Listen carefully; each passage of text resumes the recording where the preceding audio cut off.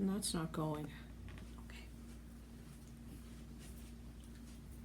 Hi everybody, Sarah McVicker back, talking to you today, again, video 2, where I'm talking a little bit about the content and questions about the course that I'll be teaching in the fall on the identification and healing of childhood emotional trauma. And I'm hoping that Cousin Mary will drop in again this morning. And there she is. Hi, Mary. Hello, Sarah. How are I'm you? back for more tea. You are, I know. And I'm telling you, we're on the same wavelength. It's even hot. Oh, thank you very much. Still nice and strong. Yeah. Been on the stove all day. How are you today? Great. That's good. Yes, indeed. So when I left you last time, Sarah, I was thinking about how busy you've been the last year or so with writing your book and getting it published and creating your Trauma Talks page for Facebook.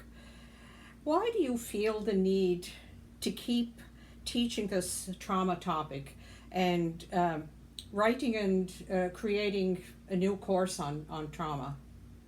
I think that's a great question because I don't think you're the only one asking the question. The easy answer would be to say that I'm really passionate about the subject, and that's true. Yes. But knowing you, Mary, you want more detail than that, don't you? Okay. Yeah. Give me some detail. I know I will. Yeah, I think the truth would be that in writing the book, I discovered a lot more about the subject than I ever thought Yes. that I would learn. It was just really mind blowing, you know. The more you get into things, there was so much in the research. Often authors will say that it's typical after a book is finished that you think that the book is closed and that's the end, and it really just opens up another whole category or categories of, Yes. of things to Yeah. talk about. I think also, I think I've always been a teacher, and I think I'll always be a teacher, and there's part of me that compels me to pass on what I've learned. And I feel so passionate about this topic because it's, as we talked about in the first video, it's been underestimated for decades and generations as being something that everybody experienced, therefore Sure. not, you know. Yes. And in reality, we're starting to learn that there's way more to it than that. The book, of course, was my experience. And we only ever have one story, and that's our own. So mine was used as a backdrop of how emotional trauma played out in that story. But I can't help but think, and of course I know for a fact, as I've researched, that it's almost every one of us that has a story linked in one way or another Yes, I to- believe that. to this topic, you know? Yes. In different degrees, but nevertheless, you know. So I created Trauma Talks as a part 2 after the book because I wanted to get away from my story in particular and into some of the questions and experiences in life that everybody has. And you might have noticed that in Trauma Talks. It wasn't exactly what happened to me on a certain day. It's a general thing that many of us can identify with.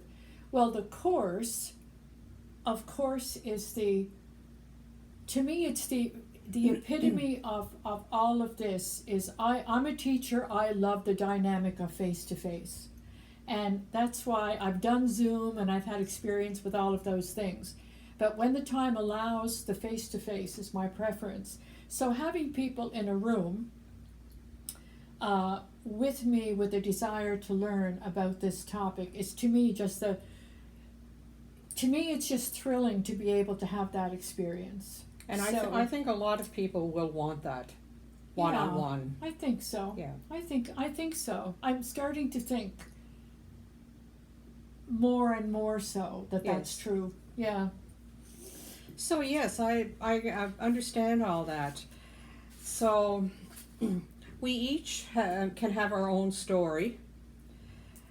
The stories will probably be a little bit different, each one of them, but may cover similar territory when it comes to experiences and symptoms.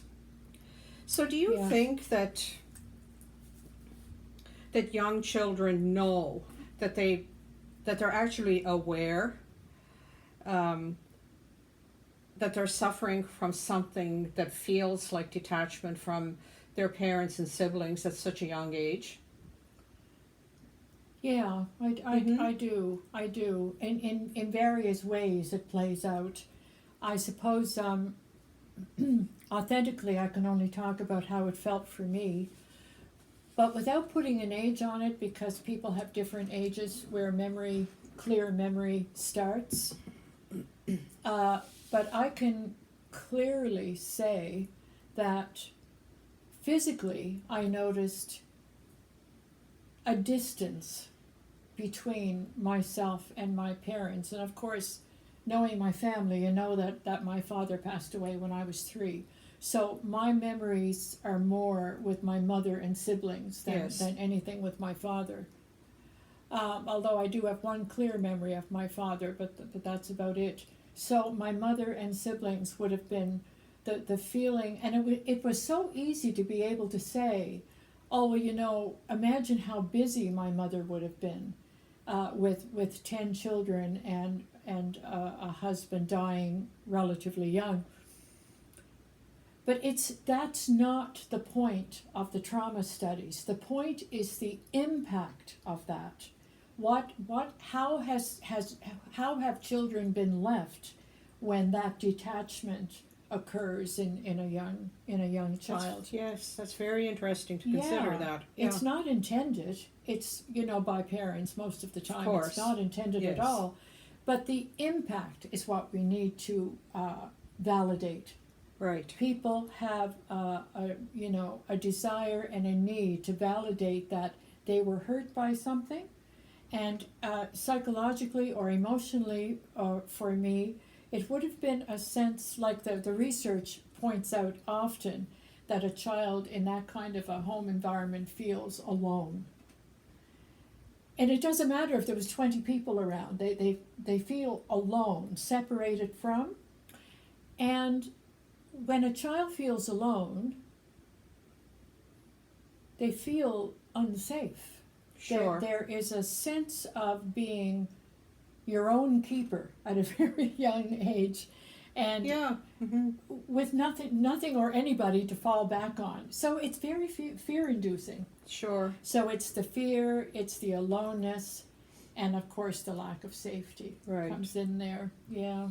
And kids, of course, may not have the words to express any of that yet at their young age. Absolutely. But they certainly feel when there's something wrong that's just not right. Absolutely. Yeah. That's so true. And in just on a last afterthought, being a teacher for as long as I have, dealing with hundreds and hundreds of kids, we so underestimate kids. Yes. And from a very, very young age, it's very easy for us to say, oh, they don't remember that, or they have no idea of whatever. And we're so wrong. And you are so right in saying that it doesn't have to be verbal. At some point in their lives, they'll be able to talk about it. But when they're children, as you said, they Yes, and hopefully they will talk about it. that's right, the whole With point. your help, Sarah. Yeah, the whole point is getting it out there, right? So, it's such an interesting topic, Yes. though, isn't it? Sure is. Yeah, Can go on and on. honestly, yeah. So I might have more questions, so I'll I drop hope by so. for some tea another time, okay? Absolutely, I always enjoy your visits, Mary. Very good then, Sarah. All right. We'll talk again. Thanks for dropping in, eh? I'll take my tea with me. All right.